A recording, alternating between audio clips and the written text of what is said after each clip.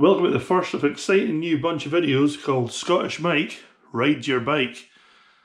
Basically I'm blagging shots of bikes and doing little reviews. So this is the first one.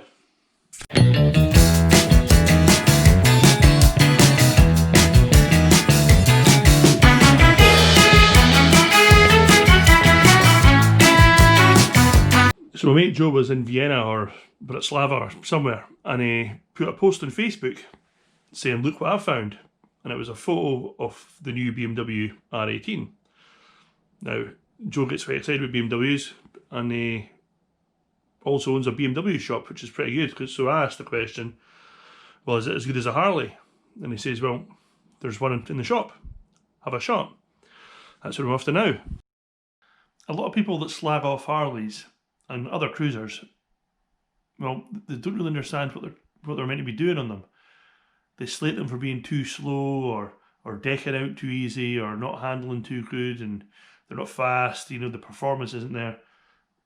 But it's a different experience in a cruiser. What you're looking for, what I like a big Harley for, is because when you're riding a big Harley, everything feels solid. You can feel the engine, you can feel the gearbox, it's nice and positive, big clunks.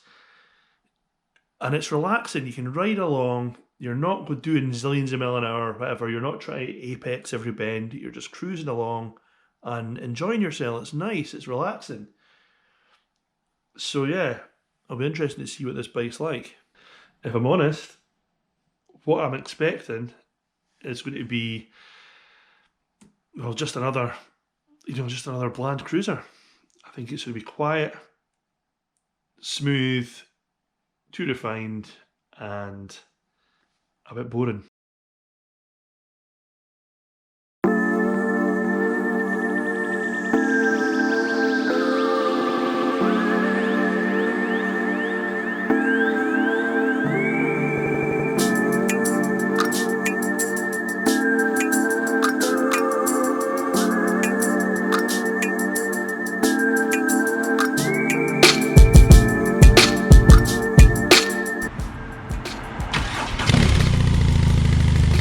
Sounds good.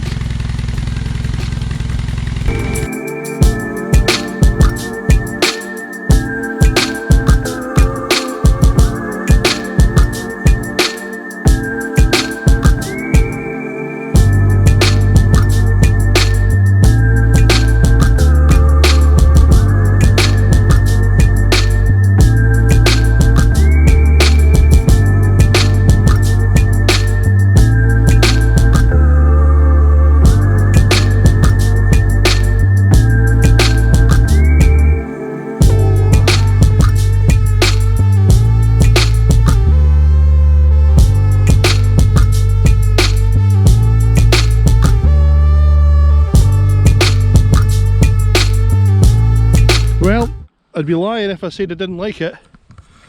To start with, I was a bit disappointed. I thought it felt a bit flat, but it's got all these different modes. Well, it's not different modes, there's three. And it was set, Blair had set it to rain mode just because I'm sort of new to the bike. So when you fire it on, you see these, it goes through its checks.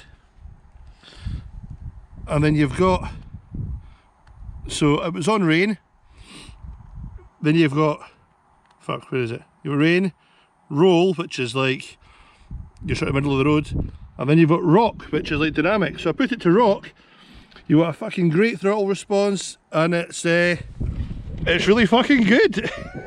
Quite surprised. I was thinking it was going to be maybe a bit like, just a bit bland and boring, but no. Anyway, I'll keep going, and I'll speak a bit more at the end. One of the things when you start it, you get a torque reaction, but I'm used to old BMs where it pulls that way. Now they pull this way, so look. How the fuck does this work? See?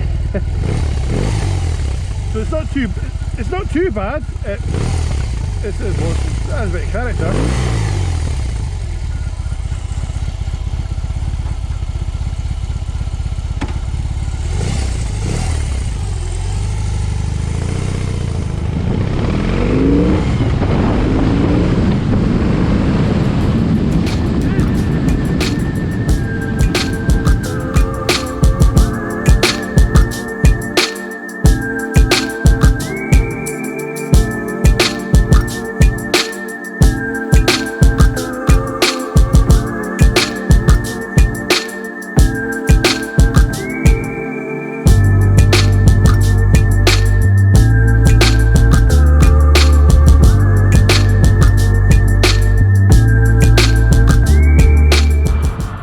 quite surprised by it, I have to be honest with you. I'll tell you more when I'm back on the K75, because I need to get this bike back. They need to wash it for the next guy. That's one thing. It might be fucking good, but Jesus, it gets dirty. If you get one of these things, it's going to take a lot of cleaning. Love that though, that's ace.